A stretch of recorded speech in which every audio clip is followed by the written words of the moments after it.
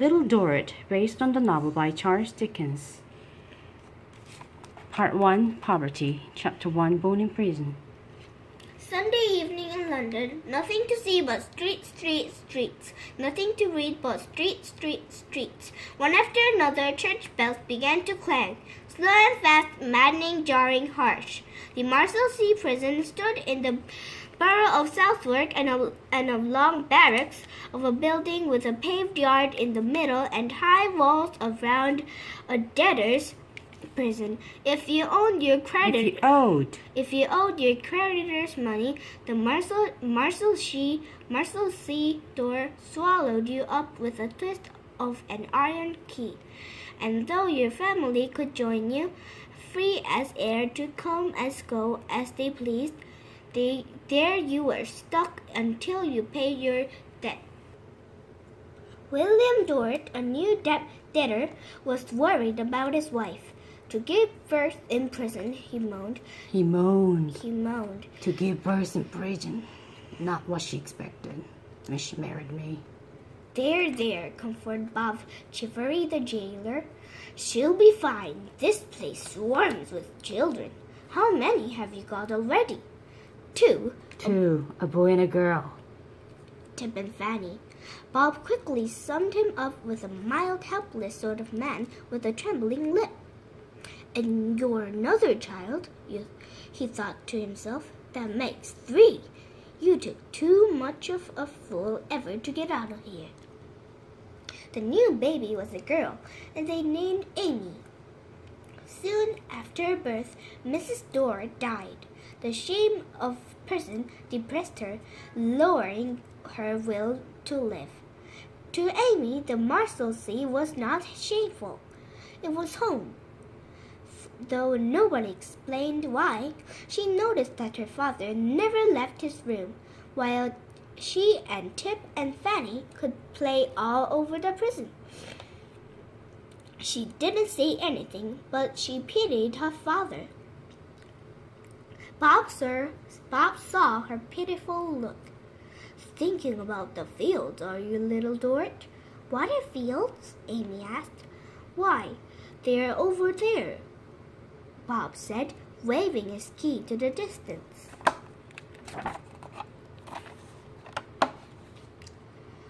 Are they locked too? Well, not generally.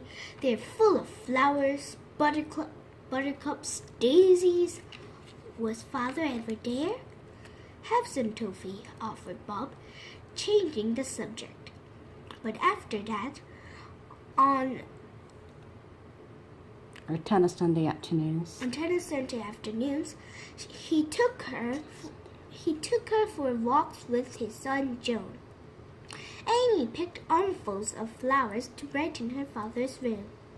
Now she realized what he was missing. She pitied him more than ever. I've got to look after him, she thought, and the others too. Fanny loves dancing. Tip should be in school.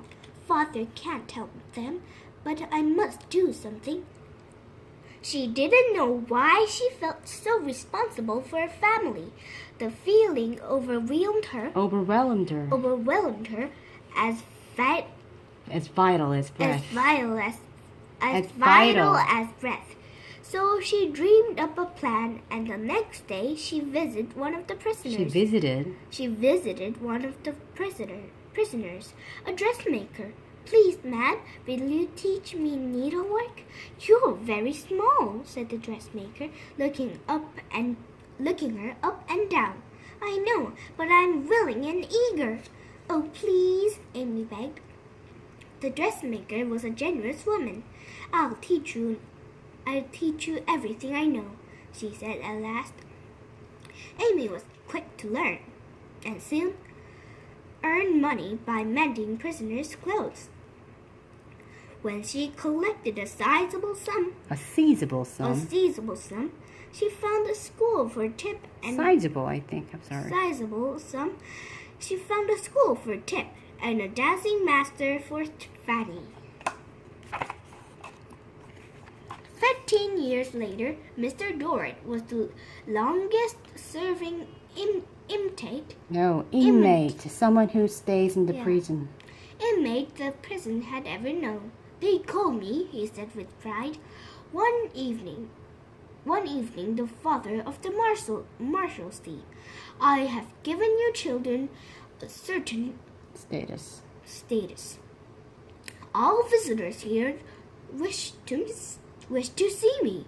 Most slip discreetly a welcome coin into my hand. I am a gentleman debtor. I have a position here, the father of the Marshalsea. Yes, father dear, Amy said, her heart swelling with love and protectiveness. You've seen a lot. You seem to come and go a lot, he added. Where to, Amy? Not to work, I trust. I couldn't stand the shame if you worked like a servant. You're a lady born and bred. Only to see a friend, Amy lied. By now she had a daily job as sewing maid to Miss Clenham. Mrs. Clenham. Mrs. Clenham, who lived nearby. Her wages paid for treats for her family. I'm lonely without you. Fanny's always out, and so is Chip. I'm here now, Amy reassured him, spreading out a fresh tablecloth. She hated lying, but she had no choice if her father couldn't bear the truth. I bought you a pint of port and some meat for supper. As she began to cook, Fanny and Chip burst in. Have you washed my dress, Amy? Did you mend it? Asked Fanny. I want my clothes too, said Chip. Amy produced 2 little bundles. Super smells nice, they yawned. It's not super, honey. It's supper. Supper smells nice, they yawned, eyeing the food as though they expected it, like their clean clothes as they ran. Chapter 2, Mother and Son. Chapter 2, Mother and Son. Outside on the streets, rain fell in Slanting lines. Thicker and faster they dropped, making mud swirl under a tide of wet umbrellas. Snug inside, in a coffee shop, Arthur Clenham downed his drink. He dreaded going home. He'd been aboard. No. He'd been abroad. He'd been abroad for 10 years. Have you a room for the night? He asked the waiter. Yep, number 7's free. I'll show you the way. Arthur stood up as if to follow the waiter and then shook his head. Changed my mind, he said, his lips set in a resolute line. I can't avoid my mother, he thought, as he made his way to the shop that was also his home. I have to tell her that father's dead, even though she won't welcome me. She's never liked me. His childhood flooded back to him. Every day, stern and hard, his mother had shoved her Bible in his face, snarling, "Wicked boy." He longed for her hugs, but they never came. Home had been a dark, unhappy place, as though it hid a secret. It was still. He saw grim as ever. As grim as ever. Its bricks as black. Its floorboards as creaky. It felt ramshackle, as though it might collapse at any moment. He found his mother in a wheelchair. Her voice was cold. "Well, Arthur," she snapped, flinching as he bent to kiss her. "Mother, you can't walk? Not for years. This room, from which I run the business, is my prison. I had no idea, Mother. I'm afraid I have some very bad news. Father is dead. Huh? That was no reason to return. Shocked, he continued. As Father lay dying, he gave me his watch. His last words were, "For your mother." He was so distressed. "Put it right," he kept saying. "Put it right."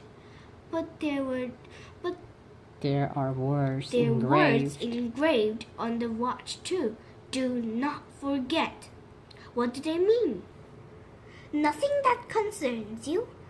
It was only then that Arthur noticed a shabby girl sewing in a corner with quick, busy hands.